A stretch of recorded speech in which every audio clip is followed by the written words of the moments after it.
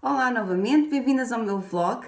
Vou aproveitar mais uma pequena interrupção dos meus enjoos, que certamente estão a melhorar, para vos dar mais algumas informações, partilhar mais algumas questões que iniciei no vídeo anterior, mas ainda tive algumas questões colocadas no fórum e achei melhor então esclarecer um pouco aqui, pelo menos dois aspectos. Um deles refere-se ao processo de escolha, de opção pela ovodoação, e o outro refere-se aos pormenores burocráticos e análises necessárias para efetuar a ovodoação, certamente muito úteis a quem vai iniciar ou está a pensar em iniciar ou já iniciou o processo de ovodoação. Iniciei as minhas tentativas para engravidar em 2016, no início de 2016. Consegui engravidar em junho de 2016, mas infelizmente essa gravidez não foi bem sucedida e terminou à 7ª semana, tive o aborto espontâneo à 7ª semana. Até à altura tinha tentado de forma quase desportiva, não tinha prestado muita atenção a nada, não tinha feito grandes análises, estava simplesmente a tentar. A partir daí tornei-me um pouco mais obsessiva em relação à questão, nomeadamente eu até aí procurava saber a opinião de pessoas que tivessem, de mulheres que tivessem conseguido engravidar tentando após os 40, e é lógico que aí consegui ir erradamente pensar que eu também ia conseguir e que ia conseguir levar uma gravidez a bom porto. Se eu estou a perguntar ao universo de pessoas que conseguiram engravidar após os 40 anos, como é que conseguiram? E se conseguiram, eu vou com certeza, elas vão dizer que sim, que conseguiram. A partir desse aborto espontâneo eu comecei a procurar, foi as pessoas que queriam engravidar e não tinham conseguido. Porquê que não tinham conseguido? Assim, fui continuando a tentar engravidar por meus próprios meios, não recorri a tratamento de fertilidade algum. No entanto, fazia ômega 3, fazia germe de trigo e fazia estes tratamentos homeopáticos que eu não sei se estão familiarizados com eles, chamam-se foliculino e ovário e são muito conhecidos no Brasil, são tratamentos homeopáticos supostamente para melhorar a fertilidade e a qualidade da reserva ovárica. Não funcionou comigo, inclusivamente notei que me alterou bastante o ciclo e tornou-me, por exemplo, os sintomas ao longo do ciclo bastante mais presentes, notava muito mais quente, temperatura basal muito mais aumentada e às vezes até sintomas que me aparentavam uma gravidez e que nunca eram gravidez. Eu tive esses episódios, tive bem 18 meses ou mais de episódios de supostas gravidezes porque se atrasava o período, porque a temperatura estava alta, porque a barriga crescia. E, no entanto, não era gravidez alguma. Em 2018 foi quando comecei a ponderar, então, investir e utilizar algumas economias pessoais num tratamento de fertilidade. Mas aquilo que tinha falado com o meu marido e aquilo que ele estava preparado psicologicamente para aceitar era o tratamento de fertilidade convencional, ou que já podemos chamar convencional, que são as FIVs. Portanto, fertilização in vitro, ele conseguia conceber a ideia, mas tudo o que fosse para a frente disso não era algo que ele aceitasse muito bem. Estivemos 2 meses à espera da nossa consulta, neste caso na IVI, pelo qual optei pelas razões que mencionei no primeiro vídeo. E na primeira consulta, logo na primeira consulta, são avaliados uma série de parâmetros. Eu queria dizer aqui nesta parte, relativamente à primeira consulta na IVI, eu paguei 50% da consulta porque me tornei sócia da APF, portanto levei mesmo a questão a sério e fui aprofundar tudo aquilo que eu podia fazer para melhorar, pelo menos as condições em que estava a efetuar o meu tratamento, ou iria efetuar o meu tratamento. Paguei 50% do valor, 65 euros pela consulta. Necessitei de consultas posteriores para analisar mais exames, até chegarmos a uma solução. Essas consultas nunca foram cobradas pela IVI, ok? Foi cobrada a primeira, 50%, e a partir daí, zero. Tive que pagar os exames que tive que efetuar, alguns deles. Quais foram esses exames? Então, tiveram que fazer uma avaliação sérica do ciclo, de forma a conseguir perceber se havia ali alguma descompensação hormonal que estivesse a causar a infertilidade, estivesse a causar o facto de eu não estar a conseguir engravidar. Assim eu vou-vos dar os resultados das minhas análises, depois se quiserem podem confirmar ou comparar com os vossos próprios valores, porque a avaliação sérica, tanto a progesterona, o estradiol, FSH e LH são avaliadas ao longo dos mesmos momentos no ciclo da mulher. Ou seja, quando vocês forem comparar os valores que eu vos estou a dar, não são, desculpem a expressão, atos com bugalhos. Portanto, vão comparar a progesterona com a vossa progesterona, o meu estradiol com o vosso, se quiserem, não é? Os meus resultados não são muito animadores. Assim, o estradiol 137.8, prolactina 7.0, progesterona 5.29, FSH, a hormona hipoficiária folículo estimulante 6.64 e a hormona luteinizante 14.3. Para melhorar este quadro, depois tive feita também a análise à hormona antimuleriana e outra análise a anticorpos anticardiolipina. Deve estar associada de alguma forma a abortos espontâneos, porque o que ela estava no fundo a tentar avaliar era qual era a razão de ter ocorrido o aborto espontâneo e não estar a ocorrer nova gravidez, por exemplo, não é? Em relação à anticardiolipina, veio um resultado negativo, 0.40, negativo. E em relação à antimuleriana, devo dizer-vos que o valor mínimo, que significa baixa reserva ovárica, é 0.2 a 1.0. 0.2 a 1.0. O meu resultado foi 0.02. 0.02. Mediante este quadro, o espermograma do meu marido, que estava normal, e a observação obstétrica que me foi feita pela doutora Catarina na segunda consulta para avaliar o tamanho dos meus ovários, ela rapidamente chegou à conclusão que uma FIV não seria o tratamento adequado para mim, que tentar por mim própria seria praticamente impossível, não iria produzir resultados, e mesmo FIV iriam ser vários tratamentos repetidos com nenhuns resultados ou com um resultado que depois iria culminar no aborto espontâneo novamente. Tudo pela baixa reserva ovárica, que normalmente está associada à baixa qualidade do óvulo. Bom, e aqui impunha-se então a decisão. Uma decisão que não foi tomada de ânimo leve. O meu marido, para ele, uma ovodoação era um processo científico efetuado noutro planeta que iria dar origem, eventualmente, a um espécimen não conhecido e com o qual ele não teria relação absolutamente nenhuma. De FIV ele conseguia compreender, ovodoação era algo demasiado ficção científica laboratorial e para ele ter um filho não era isso. É lógico que havia aqui alguma falta de informação da parte dele, também havia provavelmente alguma má vontade em aceitar essa realidade, porque reparem, para mim, naquela sala, naquele momento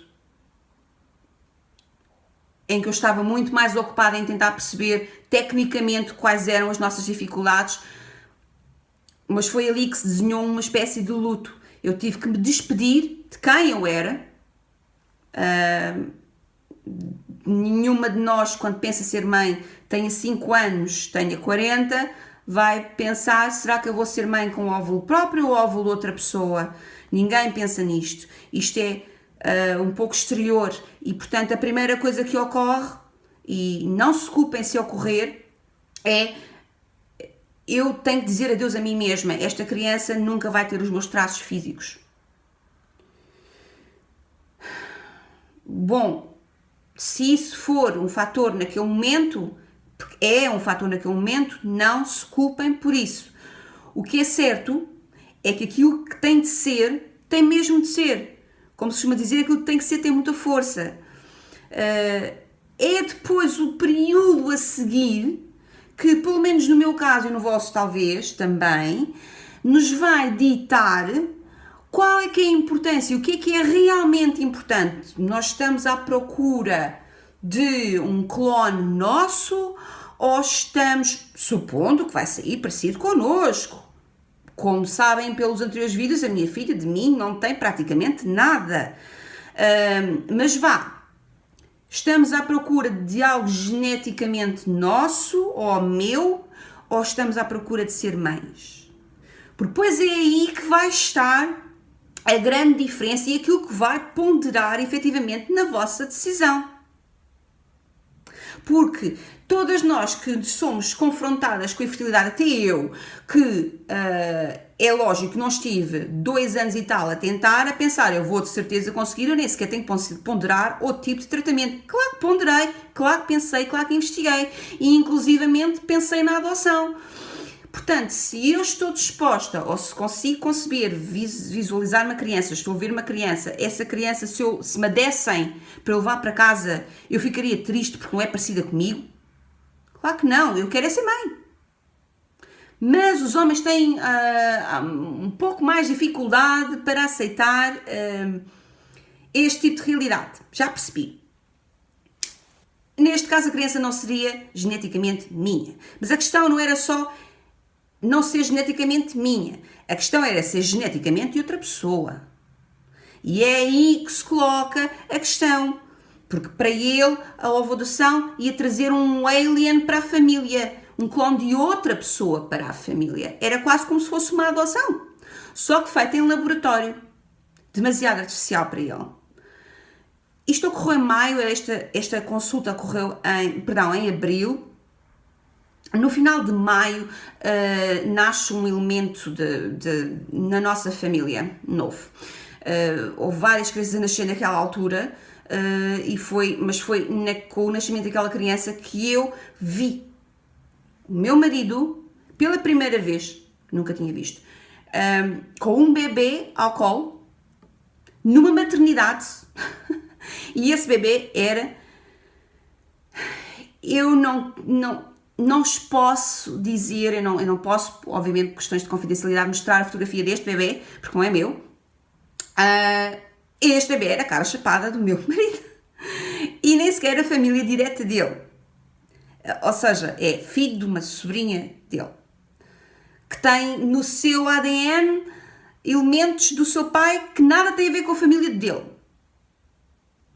E, no entanto, ali estava aquela criança e eu tive todo o tempo do mundo para me encostar, a ver se não caía, a uma mesa e a pensar assim, a ver o quadro e a pensar, bom, primeira coisa, esta criança, este menino podia ser filho dele. Meu Deus, porque é tão parecido. E isso chocou-me. E depois de assimilar isso, eu tive que assimilar outra coisa, foi, se esta criança nos fosse doada, eu não ia gostar dele porque ele não tem o meu ADN? Porque no fundo é esta a questão. Mas é claro que não. Mas isto nem sequer está em questão, isso nem sequer existe.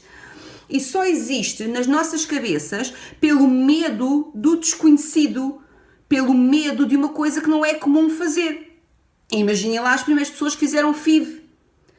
Os dramas que existiam naquelas cabeças, numa sociedade há 30 ou 40 anos, onde no nosso país ainda éramos mais, digamos, as coisas ainda eram mais ocultas do que são agora. Agora toda a gente sabe tudo, é só googlar e sabe daquilo que quiser saber. Na altura não. Portanto, é normal. A mim fez-me confusão a questão, como já disse em outro vídeo, a questão do será que é o universo que me está a dizer que eu não devo ser mãe de outra criança porque se tentar me nasce um monstro?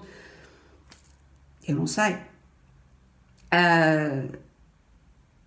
Eu tentei, ou se calhar tudo acontece por uma razão, quando eu vi aquela criança, eu tentei, nem o termo, eu fui obrigada a encarar a possibilidade, a realidade de ter uma criança novamente. Ali, à minha frente, de carne e osso, palpável. A única questão é que, no meu caso, eu não era bem uma opção, é se eu quisesse passar por isso novamente, se eu quisesse tentar ser feliz por essa via, eu tinha a opção da ovoadoção. Ou então, em troca, o zero, o nada, tinha o vazio que fica e que todos nós sabemos qual é. Eu acho que nunca consegui recuperar do aborto espontâneo, no sentido em eu nunca o esqueci, e francamente é muito difícil falar do assunto sem me emocionar ainda hoje, pelo vazio que fica daquela pessoazinha que eu idealizei na minha cabeça, que nada tem a ver com ser parecido ou não ser parecido.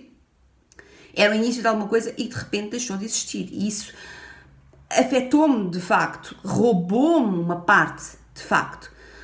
Eu não ia roubar novamente de outra parte ou permitir que o fizessem por desconhecimento, por não saberem. Por isso, tenham dúvidas, coloquem as dúvidas que tenham que colocar, falem com quem já passou por isso.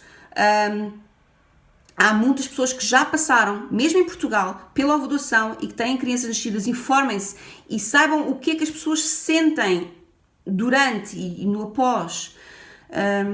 De facto, tive algumas dúvidas e muito singelas, e mesmo em cada ecografia, sempre vou ver a carinha dele, claro que bate aquela ideia de eu nunca vou ver nenhum traço meu. Ou se calhar vou, porque a nossa cabeça é assim, se quiser imaginar coisas, imagina. Também já me imaginei grávida sem estar, portanto também posso imaginar que vejo ali traços meus que não estão. Que diferença é que faz? A questão é, se pensamos nisso, claro que pensamos nisso. Claro que pensamos. De vez em quando estou a falar com uma marido ainda hoje e estamos a ver as fotografiazinhas que trazemos das ecografias e eu vou mesmo para dizer ele está com este percentil. É natural, deve sair a... Não, pois a mim não sai. Há de sair, enfim, alguém. Percebem o que eu quero dizer? Vocês vão ser apanhados se optarem por esta via, por esta rasteira. Cuidado com isto, sobretudo se fizeram sigilo perante familiares ou amigos, cuidado com esta rasteira, está bem? Eu queria falar-vos um pouco sobre a parte da importância da validade dos exames e dos documentos que vão assinar na vossa clínica de fertilidade. Já vos falei de alguns exames que são pedidos, no entanto, esses exames não são necessariamente feitos periodicamente. No entanto, há exames que são feitos periodicamente, sobretudo à mãe que vai receber o óvulo. Esses exames são aqueles que nós sabemos que temos que fazer sempre que queremos engravidar e ainda fazemos 3 vezes ao longo da gravidez, primeiro, segundo e terceiro trimestre, que é a imunosserologia, que são aqueles exames que têm a ver com toxoplasmose, as hepatites B, etc., HIVs, pronto. Essas análises têm um período de validade que eu não sei se difere de laboratório para laboratório. Informem-se bem na vossa clínica qual é a validade daqueles exames quando vos pedirem e coloquem no vosso telemóvel, na agenda, a melhor forma que tenham para não se esquecerem de, na altura de repetir aquelas análises, pedirem novamente as credenciais e repetirem as análises, porque pode acontecer como nos aconteceu, de sermos avisados que as análises estavam a caducar em cima de mais uma etapa do tratamento e os laboratórios são extremamente rígidos. Sem as análises todas em ordem, os tratamentos não se fazem. Outra questão muito importante é em relação à papelada que têm que assinar na altura, no início e ao longo de todo o tratamento várias vezes. Têm que assinar alguns acordos relativamente ao destino que vão dar àquilo que sobrar, aos ovócitos que vão sobrar, ao sêmen que sobra, etc. A esses materiais, o que é que querem que façam com eles. Têm que assinar um acordo sobre essa situação, outro sobre a confidencialidade. E esses acordos são assinados com alguma periodicidade. Novamente, não sei qual será em cada clínica essa periodicidade. No caso da IVI, creio que cada um tem duração de 3 meses. Creio, mas podem questionar novamente. E agora, o meu maior conselho, este conselho é de ouro para poderem ficar descansados e sem stress ao longo de todo o tratamento. A documentação que vos deem para assinar na altura, seja ela qual for, Tenham muita atenção aos locais onde tenham de assinar, aos locais onde tenham de rubricar. Alguns documentos têm que ser assinados na margem esquerda, outros são assinados em baixo, outros exigem a rúbrica no frente e verso. Tenham muita atenção a esses pormenores, porque aquilo que eu vos digo é que no dia da transferência o meu maior stress não foi a transferência do meu embrião. Quem acompanha a minha história sabe que eu tive apenas um embrião. Este bebê que aqui está foi o guerreiro de 11 óvulos que entretanto não vingaram. Ele foi congelado e foi descongelado naquele dia para ser implantado em mim. Naquele dia reparou-se que faltava uma rúbrica num dos documentos que era necessário para entregar ao laboratório e que eu desconhecia que tinha passado a validade. Foi muito complicado, foi um stress absolutamente desnecessário, porque eu devia de estar calma e tranquila para ser feita a transferência e não estava. Corri muito naquele dia, cheguei a chorar no meio da clínica, porque como é que eu ia fazer para ir da minha clínica a Oeiras para recolher mais uma rúbrica e ainda com medo que aquilo não fosse aceite, porque a documentação não pode ser entregue. Imagina, a minha transferência foi às 5 da tarde, a documentação não pode estar lá às 4 da tarde, a documentação tem que estar lá às 10 da manhã. Portanto, foi um stress terrível. Por isso, eles vão enviar de certeza a documentação para os vossos e-mails, imprimam, verifiquem com atenção todas as recomendações que vos fazem para efetuar a assinatura desses documentos, assinem exatamente como estão a dizer e tirem cópias. E depois fiquem com essas cópias, imprimam mais originais e preencham tudo, menos a data. Preencham tudo e assinam, como o primeiro que fizeram, certo? Menos a data. E tenham esses documentos convosco na vossa pastinha quando forem à clínica, levem sempre uns quantos convosco, porque de repente lembram-se, faltam aqui os documentos, aqui estão. E assim, não há mais stresses. Bom, creio que por hoje é tudo. Já vos dei aqui algumas dicas que eu acho que são importantes e que eu gostava que me as tivessem dado a mim. Por isso, eu espero que façam a melhor escolha possível e em consciência. Não descartem uma possibilidade só porque ela vos parece estranha em relação a outras. Não se inibam de ser felizes. E muito menos por desconhecimento, está bem? O meu marido era quase radicalmente contra e hoje em dia está babadíssimo a sentir os pontapés na minha barriga e esperemos que corra tudo bem até ao fim. Grandes beijinhos e a melhor escolha possível.